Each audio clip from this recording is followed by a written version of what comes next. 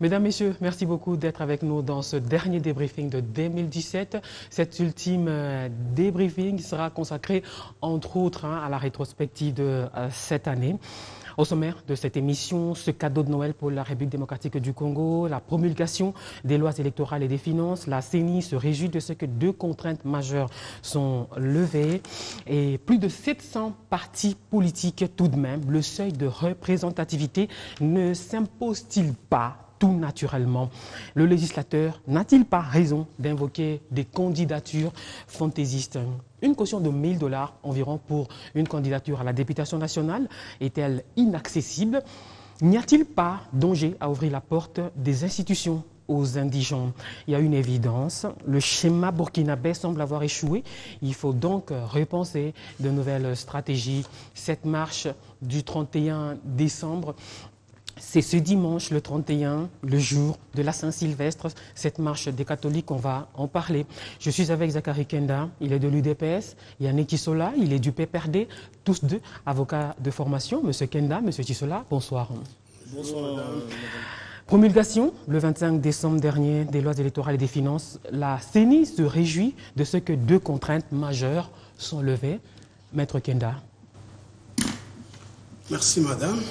Madame, il y a des moments où je vous remercie d'abord pour votre invitation et surtout que je viens clôturer l'année et en beauté à Biwan dans des briefings. C'est une grande joie pour moi de vous remercier sincèrement avec toute votre équipe. Vous savez, il y a des moments où l'enfant vient vous demander à manger, vous les chassez. Il y a des moments où vous appelez l'enfant pour venir manger et l'enfant refuse. Et c'est vous qui êtes derrière l'enfant en train de les supplier pour venir manger. C'est ce qu'un Nang tente de faire aujourd'hui avec Kabila, sous son régime. Nous avions besoin de ces calendriers, madame, ce n'était pas venu. Nous n'avions pas besoin de la loi électorale puisque la loi existe. Mais je ne sais pas pourquoi il y a eu cet amalgame, il y a eu trop de contraintes. Les contraintes sont même dans l'actuelle loi qu'on vient de promulguer. Nous n'en avons pas besoin. Le peuple congolais n'a pas l'âme, n'a pas la mainmise sur cette loi. Regarde, ça ne le concerne même pas ni de près ni de loin. Le peuple congolais est focalisé sur la marche du 31 pour la transition sans Kabila. Donc tout ce qu'ils font là, c'est du mascarade. C'est pour seulement tenter à atténuer la pression qu'il y a au pays. Nanga ne pouvait pas attendre avec le régime d'aujourd'hui pour venir promulguer une loi qui n'est même pas consensuelle et qui n'a même pas réuni les acteurs majeurs autour d'une même table pour en débattre. Donc c'est une distraction pure et simple, une énième distraction pour distraire le peuple congolais. Repassez-moi cette redondance. Yannick Tissola. De la poudre aux yeux, d'après Maître Kenda. C'est une avancée significative et ceux qui doutaient de la tenue des élections dans ce pays, je crois qu'ils doivent mettre leurs doutes de côté.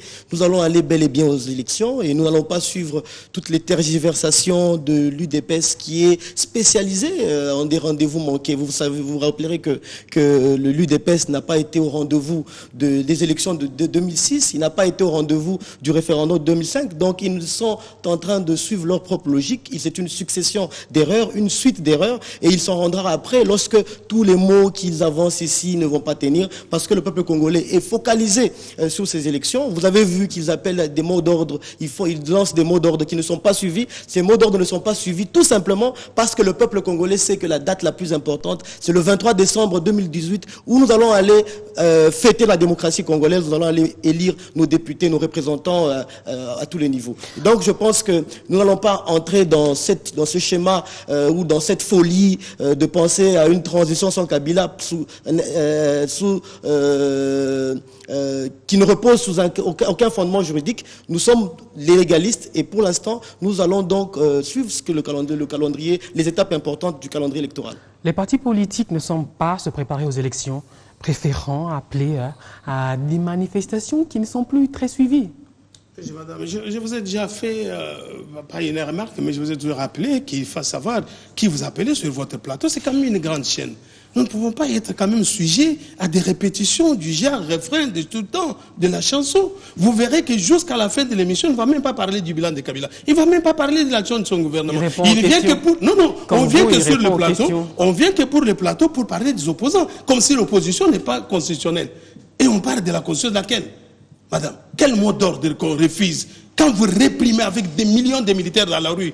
Le peuple doit se retrouver à des millions dans la rue où il y a les militaires. Les militaires, les policiers doivent encadrer la marche. Mais vous les envoyez pour réprimer et vous bombez des torses. Vous félicitez de ça, de l'échec des marches de ces gens-là. Mais en 2006, il ne suffit pas de dire qu'en 2006, vous avez été aux élections. Il faut dire au peuple congolais en 2006, vous allez aux élections. Aujourd'hui, voilà, nous sommes dans la logique des élections. Vous êtes allé en 2006, l'UDPS a dénoncé. Aujourd'hui, qui a raison? C'est vous ou c'est l'UDPS? C'est l'UDPS, parce que 2006 vous rattrape en 2016. C'est 10 ans seulement de deux que vous avez semblé ignorer et bafouer, berner le peuple congolais. Vous dites que les partis ne se préparent pas aux élections, madame. Mais quelle élection on va se préparer? Quelle élection? Nous avons eu de 2011 à 2006 sans qu'il y ait un élément d'extranéité qui ait fait que les élections n'aient pas lieu. Ils ont géré seuls le pouvoir. Ils ne sont pas amenés aux élections. Nous leur avons donné encore une année de bonus de 2016 à 2017. Ils ne sont pas amenés aux élections. Ils parlent de quelle élection? Ils pensent que cette histoire, c'est une élection. Les peuples, non, les partis. Et même si temps d'aller aux élections, lesquelles? Où on va s'enfermer dans un hôtel, commencer à mijoter le plan contre la République, commencer à dire les partis qui ont existé, nous l'avons fait exister sans combattants, sans drapeau. C'est ça les élections qu'on veut nous amener, avec des machines qui n'ont pas fonctionné dans des pays civilisés, hautement industrialisés. Ces machines n'ont pas marché. Et non qu'elles nous amènent ici à Kinshasa, où il n'y a même pas la culture du courant, madame, où nos villages sont dans ils n'ont même pas de bougies dans des villages. Et c'est ça les élections dont on vient parler ici. Moi, je pense que le plateau doit recevoir de personnes qui gèrent, capables de dire aux Congolais, voilà ce que nous avons fait, voilà ce que nous allons faire, et voilà ce que nous n'avons pas pu faire. Que nous appeler les fanatiques qui viennent seulement ici pour berner tout un peuple, madame. Est-ce qu'ils se rendent compte que le pays est en train de partir? Oui, ils viennent seulement parler parce que c'est la télévision, madame. Yannick Kisola. Oui, vous allez comprendre qu'il est trop agité et il répond à des questions que vous n'avez pas posées. Si vous me posez la question de savoir quel est le bilan du président Kabila, je suis à même de le dire parce que déjà, sur le plan de la normalisation de la vie politique, de la démocratie, nous sommes une grande démocratie et notre démocratie n'est pas à se complexer par rapport à celle d'Afrique centrale et même d'Afrique en général. Et donc, il est venu ici pour m'attaquer personnellement, pour me minimiser. Ce sont des attaques personnelles et je ne veux pas le suivre dans ses égouts parce qu'il me gagnera par expérience. Je l'ai suivi plusieurs fois et il est habitué à ce genre de débat de caniveau. Moi, je vais répondre aux questions que vous me posez. La question, c'était laquelle? C'était de savoir est-ce que nous allons aller aux élections avec plus de 700 partis politiques? Nous disons qu'il faudrait que les partis politiques puissent se coaliser afin de créer un grand courant. Ils parlent des pays des vieilles démocraties. Mais justement, en se basant sur leur démocratie, vous allez remarquer, par exemple, qu'en France, il y a plus de 12 partis politiques, mais ces partis sont regroupés dans des courants. La droite, la gauche, l'extrême droite, l'extrême gauche. On parle des États-Unis qui est une vieille démocratie. Il y a plus de 8 partis, mais ces partis sont réunis dans deux courants qu'on connaît, les démocrates et les républicains. Pourquoi est-ce que nous ne pouvons pas aussi faire de cette démocratie une belle démocratie où nous avons des courants clairs qui s'affrontent aux élections, qui participent au débat national? On vous parle ici des machines qui n'ont pas fonctionné. Vous savez que lorsque nous utilisions, avant que nous commencions à utiliser le téléphone, nous pensions que nous ne saurions pas manipuler ce téléphone. Mais aujourd'hui, ce téléphone est manipulé même au fin fond de notre pays. Pourquoi est-ce qu'aujourd'hui, les partis politiques ne peuvent pas aller s'informer à la CENI sur l'utilisation de ces machines plutôt que de pouvoir jeter l'opprobre à cette institution qui est en train de préparer les élections? Donc, vous comprendrez, madame, que nous sommes en face au fait des gens qui se préparent à la contestation, qui sont dans la logique de transition sans Kabila. C'est quoi, si vous voulez comprendre en des termes très clairs, ce que ça veut dire? Ça veut dire tout simplement qu'ils veulent tenter un coup d'État. Et ce coup d'État ne va pas réussir parce que le peuple ne suit pas ces gens. Le peuple ne suit pas des gens qui veulent crier ici transition sans Kabila, parce que cette transition Kabila ne marchera pas. Elle n'est pas constitutionnelle et le peuple va barrer la route.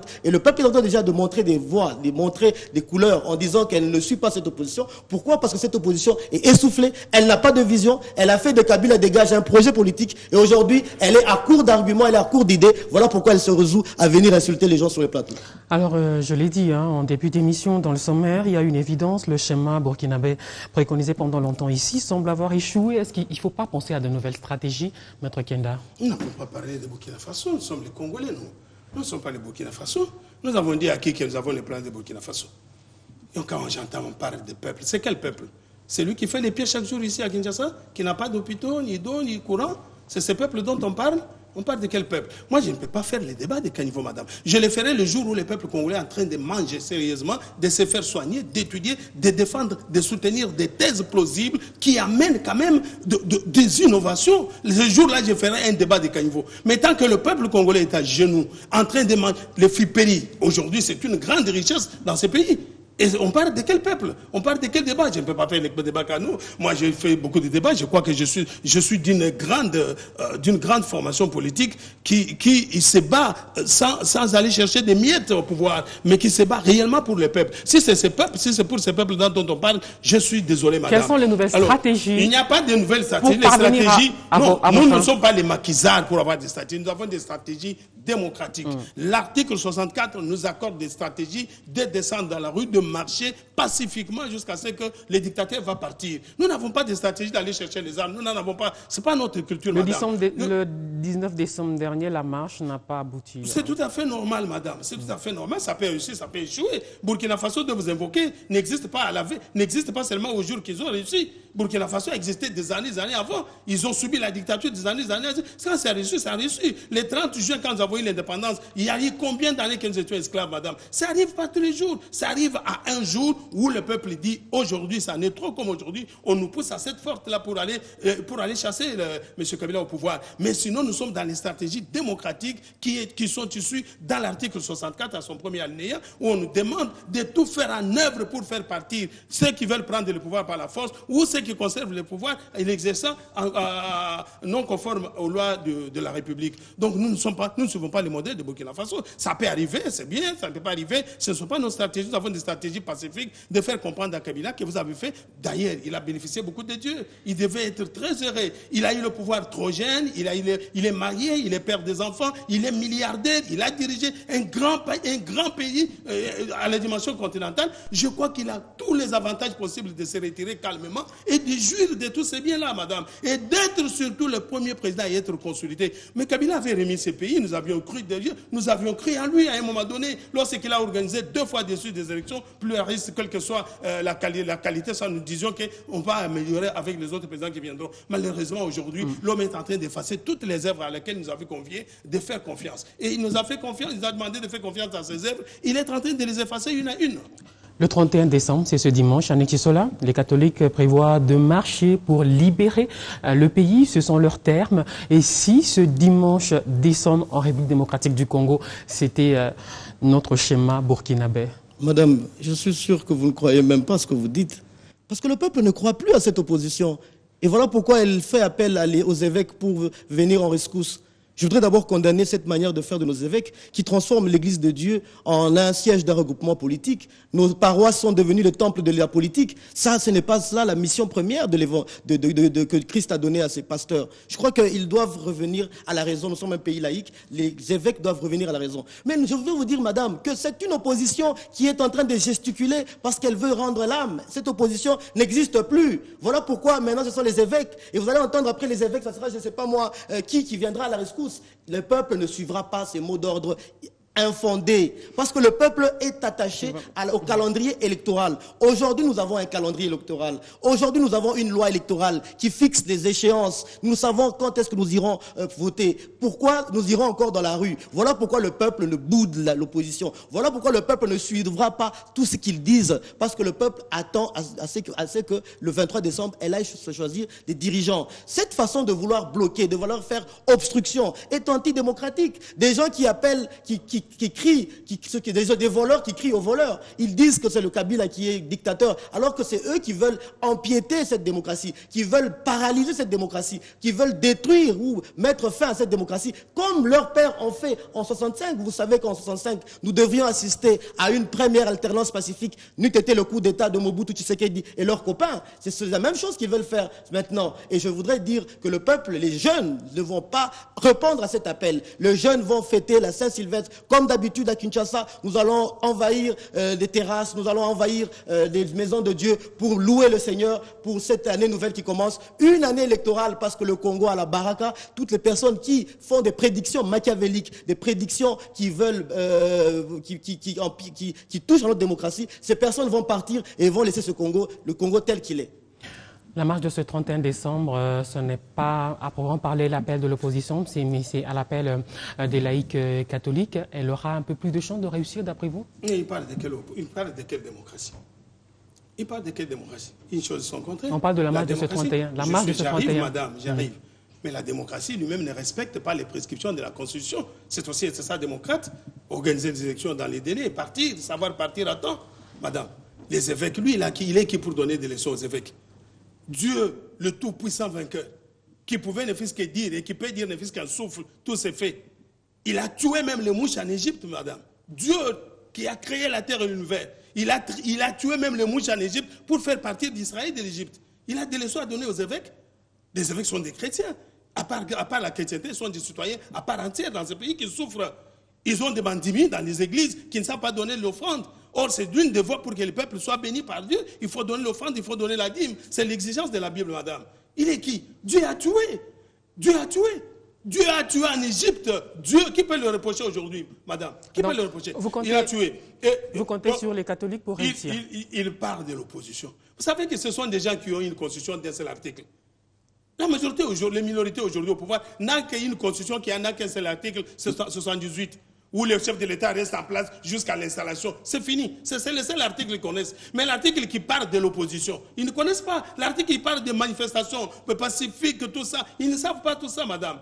Mais la journée elle-même, de 31, on a demandé à la marche.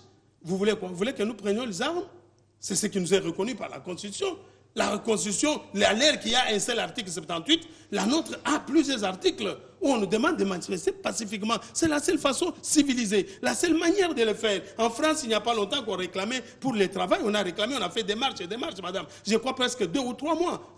C'est ce que font les pays civilisés, c'est ce que font les oppositions civilisées. On nous amène d'aller prendre des armes, nous ne sommes pas les M23, nous ne sommes pas les AFDEL qui a pris les armes avec sa prolongation, qui est venu aujourd'hui installer de la dictature dans notre pays. Nous faisons la marche pour dire aux gouvernants que si vous êtes civilisés, le peuple ne veut pas de ce que vous faites. Regardez le peuple, votre mandat est terminé, M. Kabila, vous devez partir.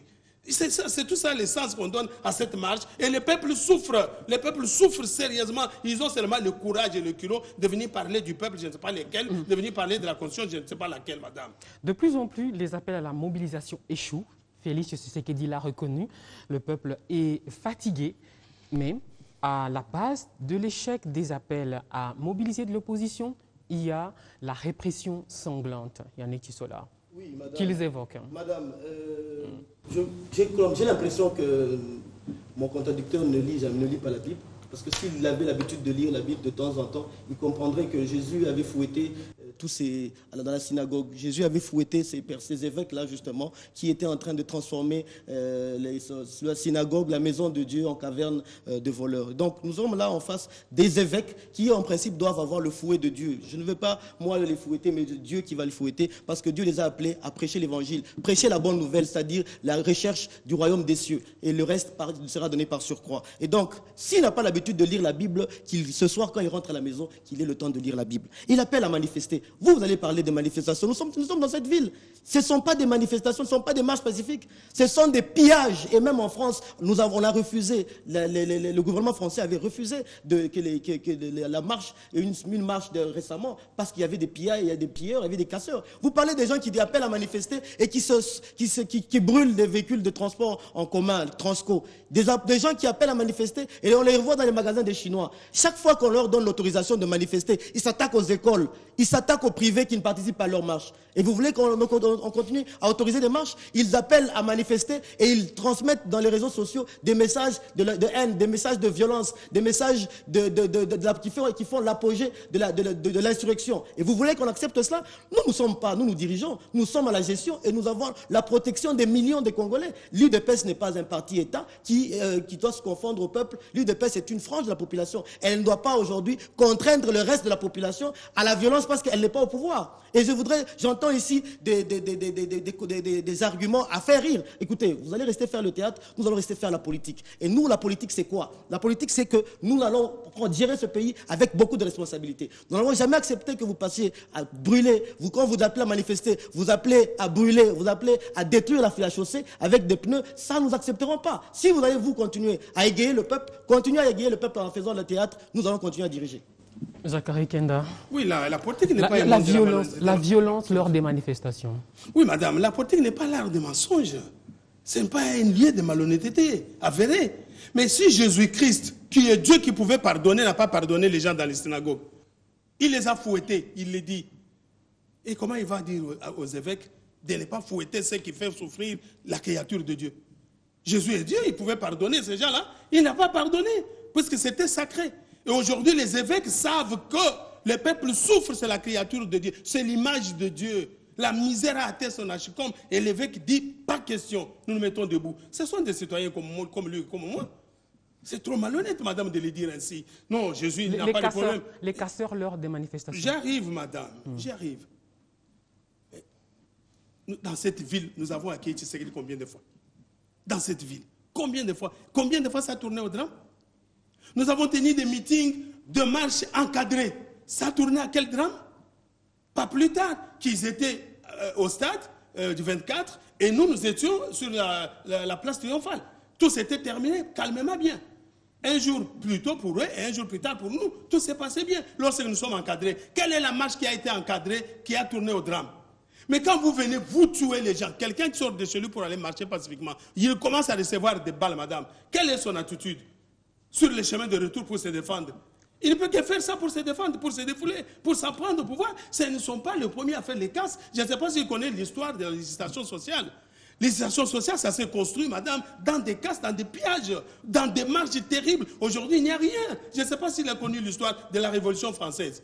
Non, madame. Mais qui est c'est le pouvoir qui pousse le peuple à ce comportement. Lorsque le peuple informe, nous sommes dans un régime d'information selon l'article 26 et jamais d'autorisation comme Kimbout et les autres le font. Dans ce régime, nous vous informons que nous marchons. Prenez toutes vos précautions pour nous encadrer et non pas pour nous en empêcher. Lorsque vous nous en empêchez, vous n'avez pas empêché la rédaction de l'article 64. Nous sortons là-bas révoltés parce que vous nous refusez le droit reconnu mondialement, madame, celui de manifester. Et ce pouvoir ne veut pas reconnaître. C'est malhonnête. Quand j'entends tout le temps, on n'a pas autorisé, le gouverneur n'a pas autorisé. Non, nous sommes dans un régime d'information, dit l'article 26 de notre Constitution. Lorsque nous vous informons, comme nous le disons que nous marchons les 31, prenez toutes les précautions et garantissez-nous cette marche. Vous verrez s'il y aura des casses. Il n'y en aura pas. Cette grosse polémique entre informer et autoriser. Voilà. Les manifestations. Madame, il est juriste, qu'il soit un peu honnête comme avocat. Madame, vous savez d'abord que même lorsqu'ils appellent à manifester, ils s'enferment dans leur toit. Ils ne sortent pas. J'ai vu le 18, ils ont appelé à manifester le 19 décembre. Mais le 18 décembre, j'ai vu le Pierre Loumi du G7 prendre son avion et partir. Où étaient tous ces leaders politiques qui doivent encadrer le peuple, qui doivent conduire le peuple? Vous laissez le peuple à la merci vous laissez le peuple comme ça seul et vous voulez qu'on autorise cela? Commencez par être devant vous, votre famille, vos enfants. Pourquoi ils ne le font pas? Félix Tshisekedi. Pourquoi il n'a pas fait, madame? Félix Tshisekedi était là. Madame, il a fait où? Il est sorti le 15 novembre, il est resté dans sa maison, il attendait que les militants viennent le prendre, alors que c'est lui qui devait sortir et les militants le suivent. Et le 30 décembre, il est sorti à la barrière, discutant avec le major, et puis il est rentré vite. Ils l'appellent à mobiliser, eux-mêmes sont incapables de sortir pour mobiliser. Nous avons suivi Tshisekedi dans les années 90, sortir et marcher. Pourquoi ils ne sortent pas? Pourquoi tout ce monde-là qui crie à la télévision, lui-même ici, pourquoi est-ce qu'il ne sort pas? Il est le premier à rester dans sa chambre et il veut que les enfants d'autrui puissent sortir et puissent marcher. Non, vous dites que vous êtes des leaders, vous êtes des hommes au devant du peuple. Mais soyez devant le peuple, vous vous cachez et vous voulez que les enfants d'autrui puissent sortir. Non, ça s'appelle de l'irresponsabilité. Nous disons ceci, l'autorité de la ville ne donne pas l'autorisation, mais l'autorité de la ville évalue le niveau sécuritaire. Parce que, comme je vous le dis, madame, ils appellent au 31 décembre, mais vous êtes dans les réseaux sociaux. Vous voyez les messages qu'ils circulent, qui pilulent dans les réseaux sociaux. Des messages qu'eux-mêmes rédigent. Des messages où ils appellent à tuer, où ils appellent à violer, où ils appellent à détruire. Et est-ce que nous allons accepter que ces choses se passent dans cette ville? Cette ville, nous l'avons pris énormément de temps pour la reconstruire. Eux, ils l'ont détruit. Eux, ils ont détruit tout ce qu'il y avait comme limité industriel. Ils ont détruit tout ce qu'il y avait comme infrastructure dans cette ville. Nous, nous construisons et eux, ils détruisent. Nous, on construit, eux, ils détruisent. Et vous voulez que nous allons toujours autoriser à ce qu'ils puissent détruire éternellement? Non, nous n'allons jamais accepter cela parce que nous sommes des responsables et si eux, ils veulent rester dans cette succession d'irresponsabilité, ils rencontreront la solidité des institutions et des services publics rattachés aux institutions. Zachary Kenda, vous lui répondez, je pose une question. Madame, même le président Kabila dans sa chaise, il se moque de lui, il rit. Kabila a construit quoi à Limité qu'on a détruit? Il a construit quoi? Et qui a détruit? Le petit boulevard sur lequel votre siège il n'a pas trouvé ça. Avant, ce petit boulevard existait. Et le petit boulevard est détruit. Il est détruit. Ce matin, je suis passé par là. Mais quand vous y mettez des mais pourquoi pourquoi il parle de ça? Quand vous brûlez les pneus sur le goudron, vous ne savez pas que la voie publique... Je crois que les PPRD le suivent. Ils n'ont rien construit à l'imité qu'on a détruit, madame. Il n'a rien construit à l'imité qu'on a détruit. Hein? Il n'a rien construit. Non, je crois que c'est trop bas comme débat. Il faut élever les débats, madame. L'opposition, elle est d'abord constitutionnelle. Vous ne pouvez pas vous en prendre à la Constitution. Et il faut même être fier de votre opposition, puisqu'elle ne prend pas les armes. Elle est opposition démocratique telle qu'elle est définie dans la Constitution. Malheureusement. Les incitations à la violence dans les réseaux sociaux. Non, mais j'arrive, madame. Mais il a quel intérêt? Il vient de le dire, c'est suspect. Lui, ses caméras, c'est nous pour nous chercher, nous les leaders. Nous sommes où? Pour quel but? Il nous cherche pendant les marches, pourquoi? Je ne le vois pas, il est où? Lui qui parle ici ne sort pas, il est dans sa chambre. Félix est où? Monsieur, mais Jean-Marc Kaboun qu'on a tabassé, qui est allé 3 jours à l'hôpital, n'est-il pas un leader? Martin Fayoulou, qui a failli gâcher un œil, il n'était pas leader. Maman Eve Bazaïba, qui a été tirée là-bas. Les caméras qui ont été bousculées, les chemises déchirées, ne sont pas des leaders. Les Moïse là, qui ont fait des nuits entières dans Amakala, ne sont-ils pas leaders? Ils cherchent quel leader? Ils ont quel but en cherchant ces leaders pendant la marche, madame? Donc c'est très suspect. Nous sortons, nous marchons. Moi, je ne peux pas dire aux enfants d'autrui. Les enfants d'autrui, ils se battent pour leur pays, ils ne se battent pas pour moi. Personne ne se bat pour Chilombo. Chilombo se bat comme les autres pour la République. Si c'est pour se battre pour les enfants d'autrui, je resterai chez moi, madame. Je suis un avocat, j'ai un minimum de vie. Hein? J'ai un minimum de vie, je peux rester chez moi. Mais je sors, je prends les risques pour que le plus démuni puisse vivre, puisse manger, boire, puisse se sentir qu'il est chez lui quand il est malade, qu'on le soigne, qu'il aille à l'école, qu'il trouve un bon diplôme avec un bon niveau et qu'il fasse le développement de la République. Nous ne marchons pas pour le plaisir de le faire. Nous n'envoyons pas des enfants d'autrui pour venir se battre pour que nous on fasse quoi? Non, on ne gagne rien, on gagne, c'est la République qui gagne, madame. Et ils sont au pouvoir. Ils oublient que Kabila là, c'est un opposant. Un opposant dur qui a amené les armes ici pour défaire Mobutu. Ils oublient. Ils viennent faire des histoires dont on n'a même pas l'expérience, dont on ne connaît même pas l'histoire, les passés. Kabila, c'est un opposant qui est venu défaire Mobutu. Qui peut dire non? Qui peut dire non? Et aujourd'hui, nous sommes dans l'opposition, ça devient du vinaigre. On va passer à cette loi électorale promulguée le 25 décembre dernier. Il y a plus de 700 partis politiques tout de même. Le seuil de représentativité, ce fameux seuil très controversé, ne s'impose-t-il pas tout naturellement? C'est vrai que ce n'est pas forcément une question qui vous est adressée, étant donné que l'opposition boude cette loi. Oui, madame. Avant de répondre à votre question, je voudrais lui rappeler, parce qu'il est peut-être frappé d'amnésie. Je voudrais quand même lui rappeler quelque chose. C'est que vous avez détruit le parquet de grande instance. Vous l'avez détruit et nous l'avons reconstruit. Vous avez détruit les bureaux des ministères des affaires foncières sous les petits boulevards. Vous l'avez détruit et nous sommes en train de le reconstruire. Et donc quand vous dites ici que nous n'avons rien détruit, vous serez grondé aujourd'hui quand vous rentrez au bureau par M. Félix. Je veux répondre à votre question quand vous parlez de seuil de représentativité. Madame, mais c'est logique. Le téléphone que j'ai, c'est le S7. Mais avant qu'on ait un S7, on avait un S6, un S5, un S4. Pourquoi nous avons quitté du S1 au S7? Parce qu'il faut améliorer. Nous avons tiré les leçons des erreurs du passé. Nous n'allons pas nous présenter aujourd'hui avec 30 000 candidats aux élections. Cela va embrouiller notre démocratie. Voilà pourquoi nous voulons faire un peu de toilettage. Nous voulons améliorer notre loi. Même votre maison, madame, vous l'améliorez de temps en temps. Quand vous voyez que cette chose n'est pas à sa place, vous achetez une télévision qui convient, vous achetez les meubles qui conviennent. C'est ça le ménagement qu'on fait dans cette loi. Par rapport au seuil, nous avons compris qu'il y avait des gens qui ont créé des partis politiques pour être populaires sur leurs avenues. Ils ont créé des partis politiques pour se faire aimer par des copines ou pour être populaires dans un quartier ou dans un coin. Des gens ont créé des partis politiques par rapport à leur ethnie, par rapport à leur tribu. C'est ce qui a amené à la décohésion nationale. Lorsque vous avez 700 partis politiques avec une prévision de 1000 partis politiques d'ici le mois de décembre. Cela empiète alors de la marche, à la bonne marche de la démocratie, parce que l'impression des bulletins de vote, cette impression a un budget, élevé dans le budget électoral. Et nous avons ensemble convenu qu'il fallait rationaliser le budget électoral. Voilà pourquoi nous avons mis en place ce système, qui n'est pas un système unique pour la RDC. Ça existe dans le monde entier, dans les vieilles démocraties, les pays des vieilles démocraties, comme ils aiment le dire.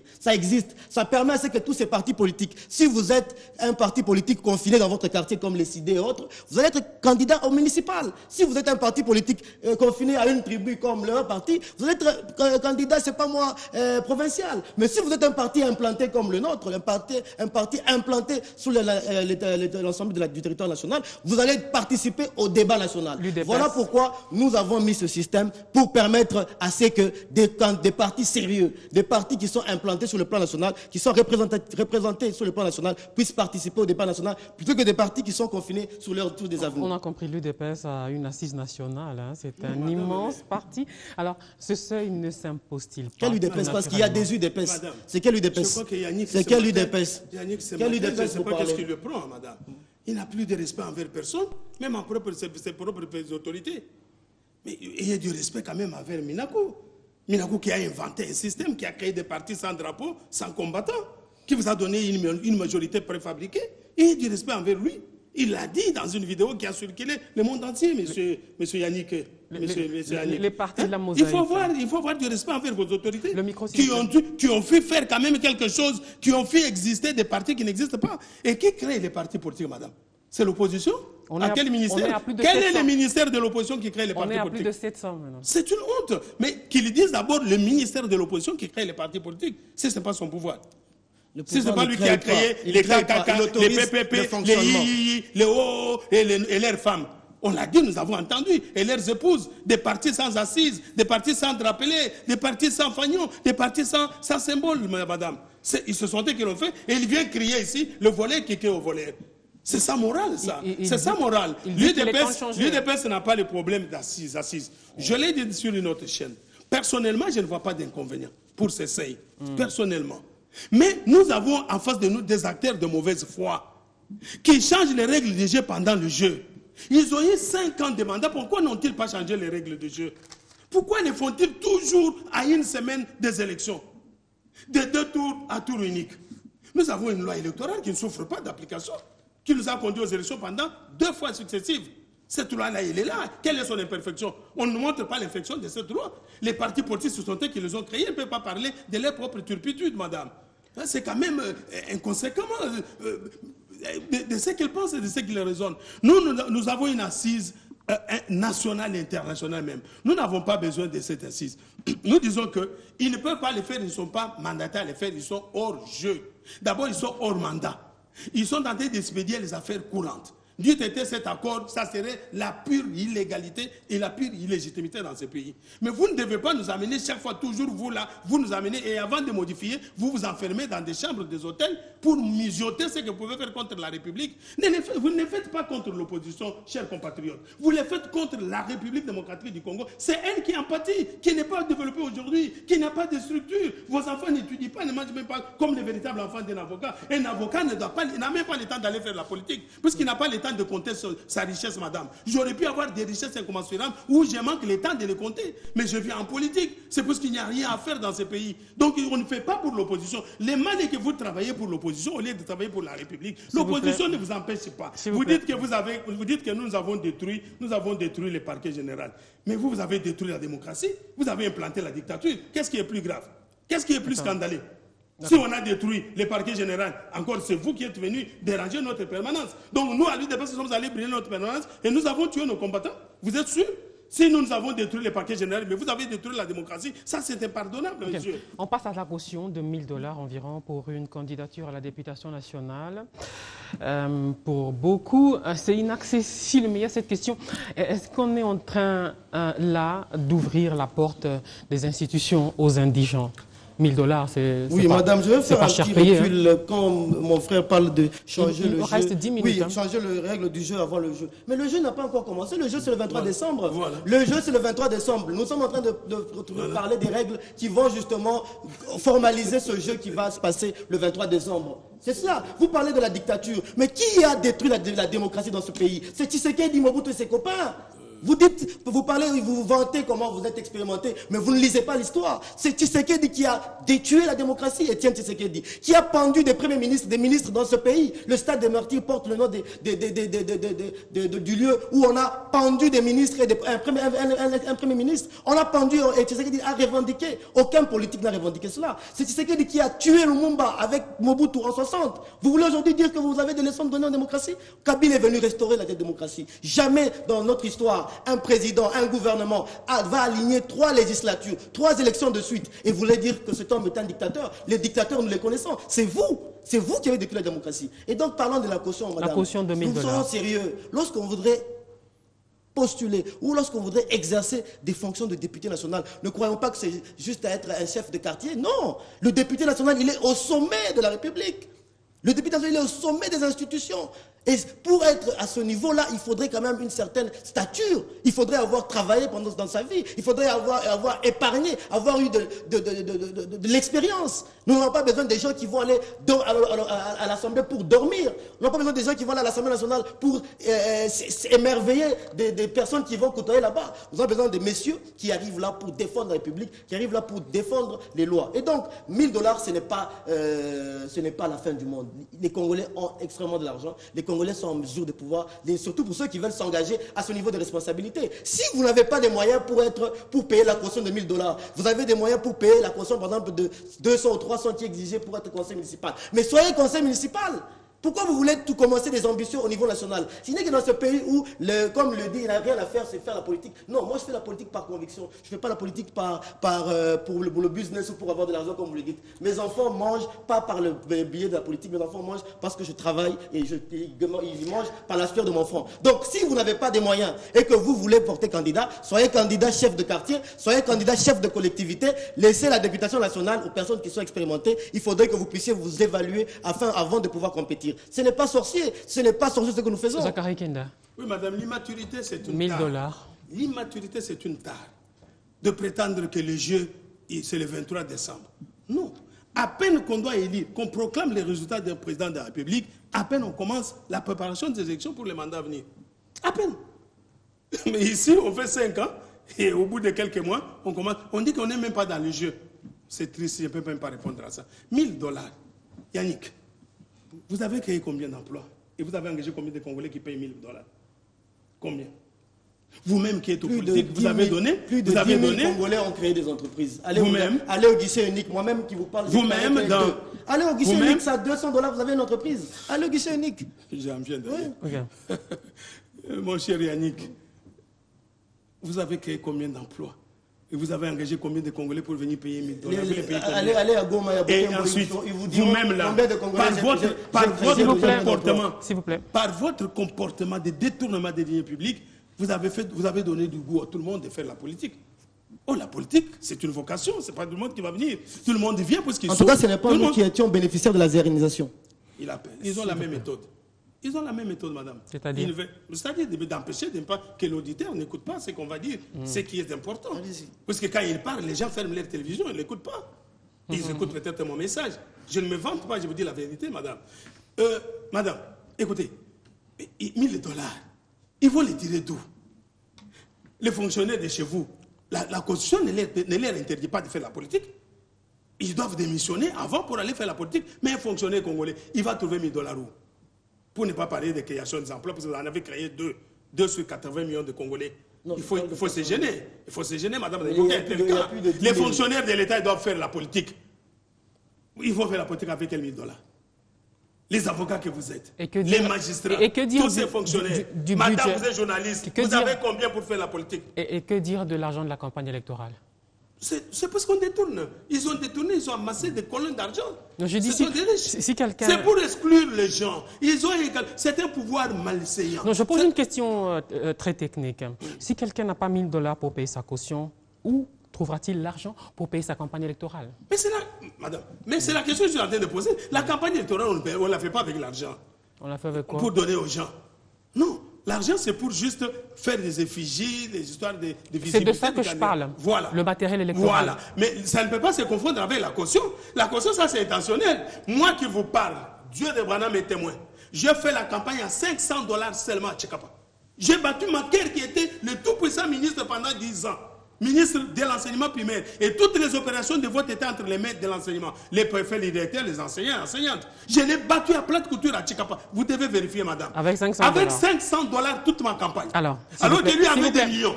S'il vous plaît, il y a des gens qui ont fait de campagne comme vous avec 500 $, d'autres avec 1000, avec 2000 ou plus. Je veux dire tout simplement qu'il faut de l'argent pour battre campagne. Non, il ne faudrait pas l'argent imposé par la loi qui exclut les autres. Il faut laisser quelqu'un venir. Je parle de la campagne électorale. Pas encore de la caution. Ce que je voudrais relever, c'est qu'il faut de l'argent en fait pour être candidat. De l'argent pour payer la caution, 1000 $, ou peut-être moins, ou peut-être plus. Et de l'argent pour battre campagne. Oui, il faut de la moralité, madame. Il faut de la bonne moralité. Vous ne payez pas les gens, mais vous conditionnez que les gens payent 1000 $. Ça, c'est de malhonnête. Vous voulez qu'ils payent combien? Non, il y a de ces tolérables. Ils ont payé l'argent, nous avons combien? Une loi. Mais nous avons une loi. Combien, non, ils ont par payé. exemple? Non, nous avons une loi électorale à laquelle le peuple congolais a souscrit et participé aux élections 2 fois de suite. Nous avons cette loi-là, madame. Ils donnent millions. Et 1000 $ que vous ne donnez pas. Vous n'avez jamais donné 1000 $ à votre enfant. Mais vous le réclamez 1000 $ qu'il va trouver où? Il est resté chômeur quand vous donniez 1000. Quand vous lui donniez 100 $ là, il est resté les mêmes chômeurs jusqu'à aujourd'hui. Vous allez lui réclamer 1000 $ qu'il va trouver où? C'était les gens envolés. Parce qu'ils se sont amassés beaucoup d'argent de la République. Ils croient dans leur imaginaire, comme ils mangent du matin au soir 3 fois, 4 fois qu'il y a des entreprises, comme Yannick l'a fait. Ils croient dans leur imaginaire que les Congolais le font. Les Congolais ont des entreprises, les Congolais ont beaucoup d'argent, ils doivent payer 1000. Ça, c'est l'exclusion. Ça, c'est la méthode de l'exclusion des autres candidats pour ne pas concourir aux élections. Laissez les gens venir concourir aux élections. C'est avec le temps. Il a dit ici, 1, 2, tout ça. Aujourd'hui, nous sommes au téléphone sophistiqué. Laissez les gens concourir jusqu'à ce que... Si vous créez les emplois, si vous créez le travail, il n'y aurait pas tout ça. Les gens ne viendraient pas en politique. Il n'y a pas un pays où on trouve 18 000 candidats. C'est parce que vous ne créez pas des emplois. C'est devenu le business en politique. Vous-même, vous en donnez l'image à la jeunesse. Alors, il nous reste 5 minutes. Hein. Oui. On va conclure. Oui, madame. Mais ici, nous avons un exemple. Il est encore en vie. Antoine Gizenga, candidat aux élections présidentielles en 2006. On a vu les militants du Palouk cotiser pour Gizenga. Si vous vous targuez d'être populaire et que vous n'avez pas 1000 $, faites faire une cotisation. On voit en France comment les gens font des cotisations. On voit aux États-Unis avec la campagne d'Obama. Obama a eu des cotisations. Comment vous voulez faire de la politique sans avoir des notions élémentaires de lobbying? Est-ce que vous pensez qu'on ne peut pas faire un lobbying quand on est en politique, quand on veut se porter candidat? Si vous voulez être candidat, vous devez avoir des couches qui vous supportent, des étudiants, des opérateurs. Vous devez aller vers eux, les convaincre à pouvoir vous porter comme à ce niveau à ce niveau, parce que vous allez aller défendre des lois. Et moi, je ne comprends pas des gens, il n'a rien en poche, il n'a personne qui le soutient, et il veut aller aux élections. Non, si vous voulez faire être candidat, monsieur Zachary, comme vous vous porterez candidat encore, je crois, à Tchikapa et que vous n'avez pas 1000 $, je vous conseille d'aller à Tchikapa, de tenir des conférences avec des opérateurs économiques. Le Tchikapa est une zone diamantaire, diamantifère. Vous allez à Tchikapa, les opérateurs, les diamantaires qui sont là, vous leur dites ce que sera votre rapport en termes de, par exemple, de réforme du code minier. S'ils mordent à cela, ils vous donneront quelque chose pour votre campagne. Si vous n'avez pas ça, allez faire des contacts dans les associations, dans les mouvements des étudiants. Ils vous donneront 500 francs, 1000 francs. Faites-le, monsieur Zachary, il est temps. Faites-le maintenant, n'entrez pas dans la distraction, parce que vous risquez de ne pas avoir justement ces 1000 $. Comme vous dites que vous ne l'avez pas, comme vous dites que vous ne mangez pas 3 fois par jour alors que vous avez bonne mine, alors je vous dis, commencez maintenant et vous aurez ces 1000 $ avant le 23 décembre. Cela vous permettra de donner votre caution et vous allez passer candidat. N'est-ce pas, monsieur Zachary? Faites-le, c'est un conseil. Je vous le dis, la main sur le cœur. Vous l'avez déjà dit. Merci beaucoup. Alors, on a terminé. On va conclure avec cette question. Pour vous, quel était l'homme de l'année 2017? Quel était l'événement qui a marqué le Congo en 2017? Madame. Presque une phrase parce qu'on n'a plus le temps. Ils vont jusqu'à donner des exemples d'Obama. Obama, quand le jour d'Obama est arrivé, il est parti. Il n'a pas cherché les concertations. Obama n'a pas dit qu'il allait se faire passer la batte dans la tête. Il n'a pas cherché les négociations. Obama est parti. Et vous donnez quel exemple? Vous donnez quel exemple d'Obama? La campagne d'Obama. Oui, les Américains, Obama a travaillé. Il a trouvé beaucoup d'emplois. Il a créé d'autres. Ils ont beaucoup d'argent pour cotiser. Mais vous nous avez trouvé avec les pieds que nous avions. Vous avez tout confisqué. Nous avions tout payé. Vous avez confisqué. Mais qui c'est que c'est votre allié? Il était au pouvoir avec vous. Hein? Il était avec vous. Madame, nous n'allons pas cotiser. Nous vous disons des partis parce que vous n'avez pas créé les conditions d'aller aux élections dans les bonnes conditions. Alors, vous disiez l'homme qui a marqué cette année, paix à son âme, héros national. même si on l'accuse d'avoir tué Lumumba. Et c'est celui qui vous a dit de ne pas céder le pouvoir le 19 décembre. Dans sa dictature, il est venu vous dire ne cédez pas le pouvoir, vous qui êtes les démocrates, le 19 décembre, à la fin de votre deuxième et dernier mandat. Non. Mais Tshisekedi il n'était qu'un ministre. Il n'était qu'un vice-ministre. Oui, comment lui est-il entré dans l'histoire d'avoir tué Lumumba alors que c'est lui qui était ministre titulaire, on n'en parle pas. Les présidents, on n'en parle pas. La solidarité du gouvernement. C'est l'homme qui a marqué l'année. Oui. Et Tshisekedi est l'unique personne qui a marqué l'année. Disparu le 1er février. Le 1er février, madame. Qui a marqué l'année, qui marque encore l'année. Je sais que dans votre cœur, là, il y a des déchirures. Vous pouvez ne pas les manifester, mais vous regrettez sévèrement aujourd'hui. Parce qu'à Samor, il y a eu des champagnes, nous avons vu les gens, enfin, le boulevard est ouvert. Nous avons entendu comme ça des leaders politiques dans ce pays. Enfin, le boulevard est ouvert. Oh, finalement. Donc c'est l'homme qui a marqué l'année, qui a marqué 2017. D'accord. Yannick Tissola, l'homme de l'année 2017. Les personnes qui ont sablé champagne à la mort de quelqu'un, c'est Étienne Tshisekedi, qui a même fait une interview à RFI. Il était content que Laurent Désiré Kabila soit mort. Nous ne le faisons pas. Nous ne le faisons pas. Le président Kabila a adressé un communiqué à la famille de l'UDPS et à la famille, à l'UDPS et à sa famille biologique. Nous ne sommes pas de cette culture-là. Nous ne sommes pas de cette culture. Mais madame, en posant cette question, vous avez la réponse. Que l'homme de l'année, c'est Joseph Kabila.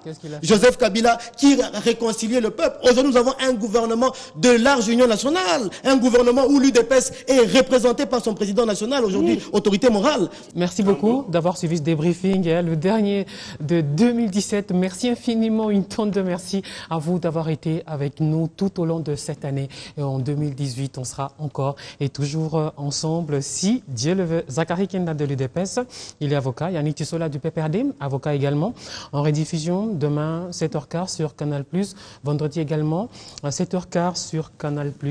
On se retrouve la semaine prochaine, mais on termine pas sans le selfie. C'est le dernier selfie de 2017, donc il faut qu'il soit parfait. Est-ce qu'on dit cheese ou non, il faut trouver un mot congolais pour... Merci beaucoup.